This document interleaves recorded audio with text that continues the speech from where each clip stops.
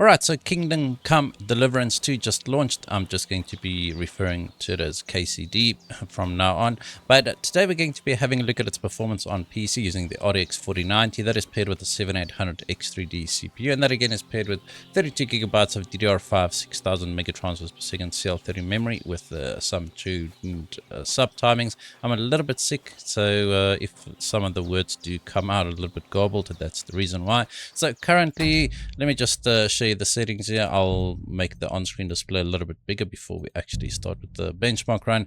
We're at 4K at the moment on the Ultra preset, and we're at native resolution. So no, we only have FSR and DLSS in this game, but we're just using native AA, and that then means we are using SMAA 2 times, right? So that's the Ultra preset. We also have an experimental preset, but let's start off with the Ultra preset here. First, I'll just make the on-screen display a little bit bigger now. Alright, and I'm going to start counting the lows as well. And we are about an hour into the game, and some bad things happened. Here we are, we lost all our gear and whatever. And this is actually one of the more demanding areas I've come across so far.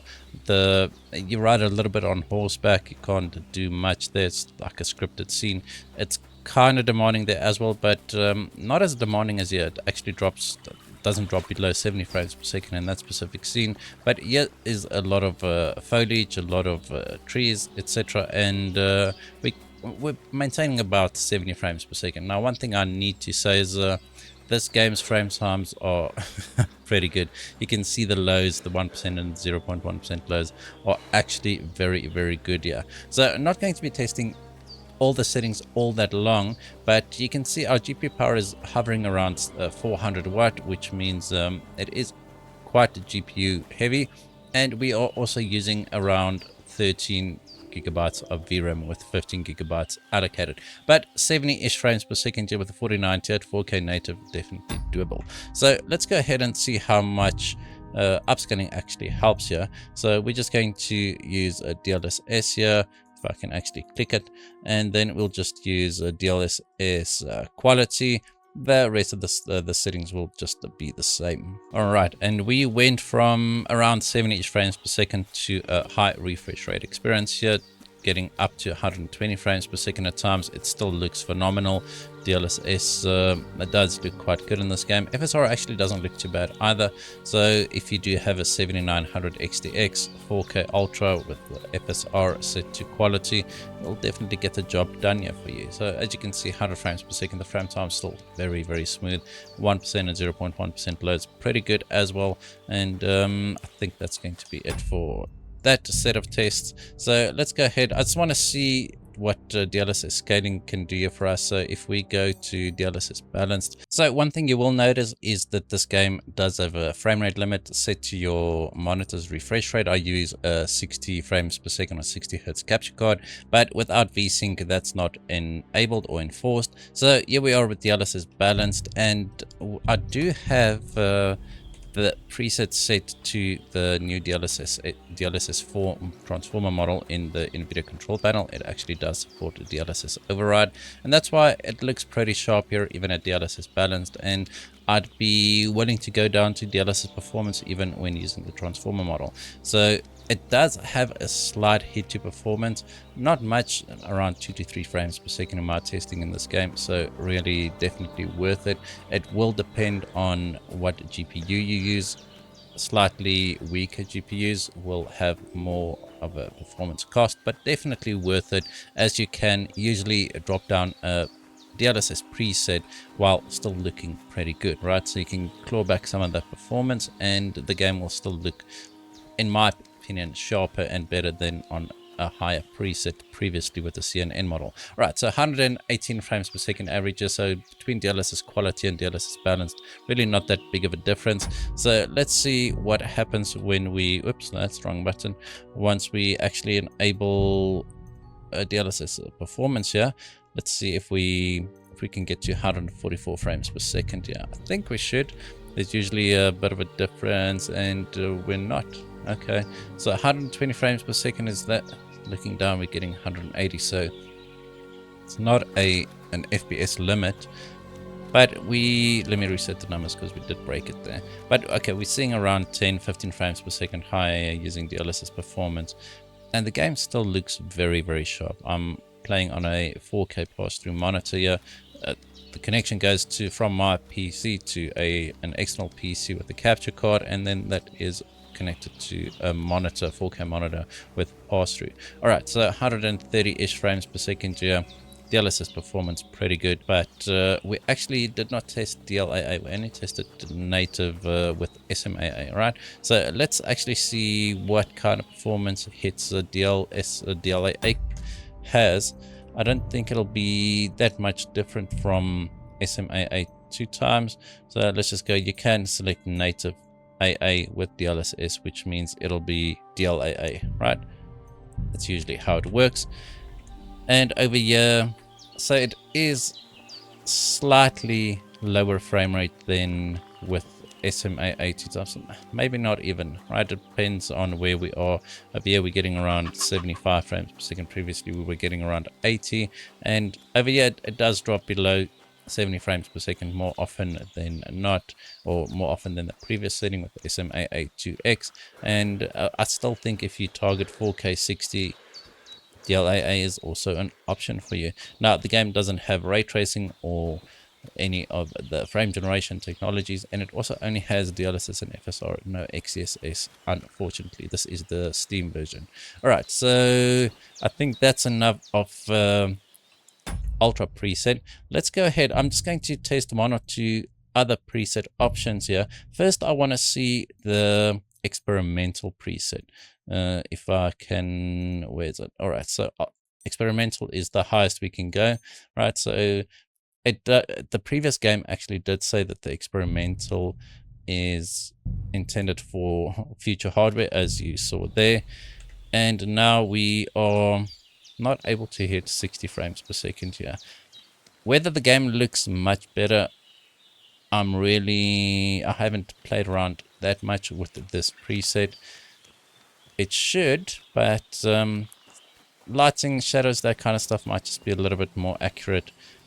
But we're still able to hit 60 frames per second at times, but down here you're losing around 10 frames per second, right? So not the end of the world, and that can easily be made up with DLSS, especially with a transformer model that still looks very, very good. So let's go ahead and do that right away. So just going to use DLSS quality and see if we get around 80-ish frames per second here. And I think this is pretty much, it's a little bit higher than what we got previously with the 4K native with SMAA. Let me just reset the numbers. There was a stutter there. I'm not sure if it was related to the settings change, but look at the VRAM usage. We're sitting at 15 gigabytes of VRAM usage and 17 gigabytes of VRAM allocated. So 16 gigabyte VRAM GPUs might see a little bit of an overflow here. Depends on how the game actually uses the allocated VRAM, right? Some games allocates more VRAM than what is actually necessary if there is more available. Not sure if this game does it. I'll have to test it on lower VRAM amount GPUs. Right, so 80-ish frames per second here. Just going to go through the DLSS presets quickly. So let's go to balance. Let's see what we get here. I don't think it's going to make a big difference, same as previously. So going from 85 to 90 frames per second, still dropping into the mid 80s here.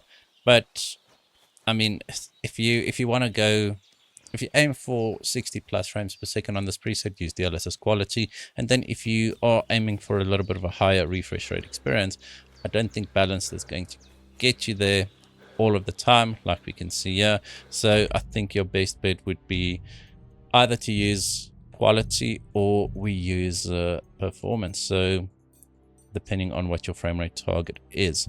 So if you do have a higher refresh rate monitor, performance is really not it's not that big a difference. So fine, we went from around the mid 60s to around the mid 90s, going from DLSS quality all the way down to DLSS performance. It still looks plenty good. Everything looks very stable.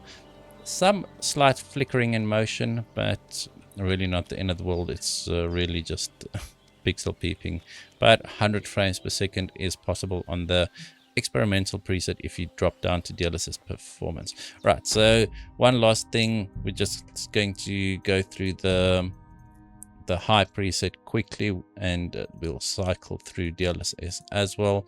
So just the high preset. We can go medium and low as well, but for this we'll just go down to the high preset, go back to native. We won't use SMAA here, we'll just use a native DLAA. So let's just see what the performance differences are. And I can see we're getting pretty much the same now at native as what we had with the previous setting with using DLSS quality, right? So if you are completely opposed to using upscaling, then you can definitely get almost a high refresh rate experience here at native resolution with the 4090. Obviously it's a pretty fast GPU, currently the second fastest GPU you can buy if you can find one, but it's definitely delivering a pretty good experience here for a modern title. I think the game is pretty well optimized. All right, so if we then just use DLSS quality, this time I'm just going to go through it very quickly. Right, I'm going to stand still here and reset the numbers, just look for stutters, and just going to do this very small run. So 140-ish frames per second here with DLSS set to quality. So you do get a little bit of a higher frame rate, quite a bit of a higher frame rate actually when using DLSS quality, and then the rest of the presets basically diminishing returns, right? Actually, we are seeing around 20 frames per second higher, 30 frames per second higher at times now with DLSS balanced.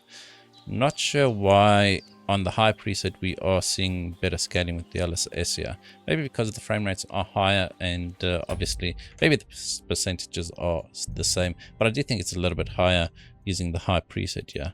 I'm not that good with math on my feet, but as you can see, definitely still some headroom here. We're not CPU bound, getting almost 180 frames per second on the high preset. I think the high preset still looks plenty good, and this would be, I think, ideal for 16 gigabyte GPUs, because you can see that our VRAM used is around 13 gigabytes. Not sure if other areas are going to be more demanding. Maybe they will be, but it is an open world, and we're in the middle of a forest here, which is very demanding. So we'll have to see what happens in the cities. We might become more CPU bound in the town areas. Right, so 178 frames per second average here, and I think that's going to be it for 4K settings. Let's go to 1440p. I'm just going to test the Ultra preset and the Experimental preset and see what kind of performance we get. All right, so 1440p Experimental preset, and we are using DLAA, right? So native with the DLSS's anti-aliasing basically, and this is a little bit too big. I'll be right back. All right, so it's really not that big a difference here between 14. Actually, I lie. Sorry, I got confused with the high preset, but. All right, so we were getting around 55-60 frames per second at 4K using the Experimental preset. Here we are getting between 80 and 90 frames per second. Definitely a good experience, I'd say, but I do have a 165 Hz panel, so let's see how close DLSS quality can get us to there. I think we should see a nice boost to our frame rate here. Let's have a look. All right, I was expecting a little bit more, just based on what we were seeing earlier. So we went from mid-90s to 115, 120 frames per second, right? So still a high refresh rate experience. I'd consider anything above 100 frames per second to be high refresh rate, although nowadays you do get 540 Hz panels, so I mean it's in the lower spectrum of that. All right, so lower end of the spectrum, I mean. All right, so 115 frames per second here. Let's just test some DLSS scaling. Once again, you can actually go down to the DLSS performance even at times here at 1440p, depending on how sensitive you are to slight flickering and maybe a little bit of, I wouldn't say that it is blurry, but it is definitely less sharp at performance than quality, obviously. But with the new DLSS transformer model, I've found some games to be perfectly playable at DLSS performance at 1440p. But now you can see we getting diminishing returns once again, right? So the only thing we can actually do is try and get DLSS performance going here, and see if we can get close to our max refresh rate here. I don't think so, because just based on our previous runs, the scaling is really not, as I said, you run into diminishing returns territory. Are we CPU bound here? The GPU usage will say otherwise, but our GPU power is actually very, very low, so we might be running into slight CPU bottlenecks here. Our VRAM usage is still very high, sitting at 13.5 gigabytes used and 16 gigabytes allocated. Maybe the game needs to restart to flush out the VRAM, but we'll see now if we actually just drop down to the Ultra preset. But there you have it, 126 frames per second average, and decent lows as well, I'd say. So if we go and just drop this down to the Ultra preset, I will just drop down the DLSS all the way to native again. So let's see on the Ultra preset instead of experimental. Actually, here you go. So 115 frames per second, 120 frames per second. So this is what we had with DLSS quality on the experimental. Now we're getting it with is a native resolution. I keep on forgetting, did I select? It's native resolution, so 1440p on the Ultra preset, getting us 120 frames per second here. So I think that's pretty good. Now, sure, 120 frames per second on a 4090 at 1440p doesn't sound like a lot, but a lot of games recently have come out that just does not perform very well, right? So this is actually, it's refreshing to see you can get a high refresh rate experience at native resolution with a very decent smooth frame time. So I know my benchmark run is boring, it's just quite a demanding area, so I'm just running around here and I'm getting more and more sick by the minute as I talk here. Sorry about that. So DLSS quality, let's have a look. 160 frames per second. This is pretty much where I'd be playing the game, I think, on the Ultra preset with DLSS set to quality. As I said, no frame generation, so we can't make use of that to max out our 165 hertz panel, but this comes close enough and still only using around 300 watts. VRAM used is sitting at 12.6, so RTX 4070s, 4070 Supers will maybe struggle a bit with these settings. I mean, sure, with these settings, they should be able to get 1890 frames per second, right? But VRAM is going to be a bit of a concern, I believe. And let's just see, as I said earlier, DLSS performance is not completely off the table for me personally at 1440p with the new transformer model. So let's see. I mean, it probably won't come across that well in a YouTube video. I do record at 4K and I'll upload it 4K, but there's still some compression happening, and YouTube will play it back at 60 frames per second. So a lot of frame drops will occur. You'll basically see every third frame when I do have 180 frames per second here. So this is actually also pretty decent, I'd say. High refresh rate experience in Kingdom Come Deliverance. I do struggle to say that, don't know why. The previous game was actually also very, very demanding when it came out. It also had that experimental setting, as I said, and I first tried it with the 3070 at the time, and it did not go that well at 1440p, I can tell you that. Right, so DLSS performance here, let's just see. We're still not CPU bound, right? 99%. Well, let's go by the GPU usage. Still not CPU bound by GPU usage standards, but we didn't gain that much when it comes to the frame rate. 180, 190, almost 200 frames per second. But let's see, 270. All right, okay, that messed up our averages a little bit, but not that it matters. Still, DLSS performance is possible. I think if you have a 240 hertz panel, you can take advantage of DLSS performance here, as we unfortunately do not have DLSS frame generation. Right, so I think, did we cover all the settings here? I think DLSS and Ultra and all that kind of nonsense. So one last test that I'm going to do. I'm not going to be testing upscaling.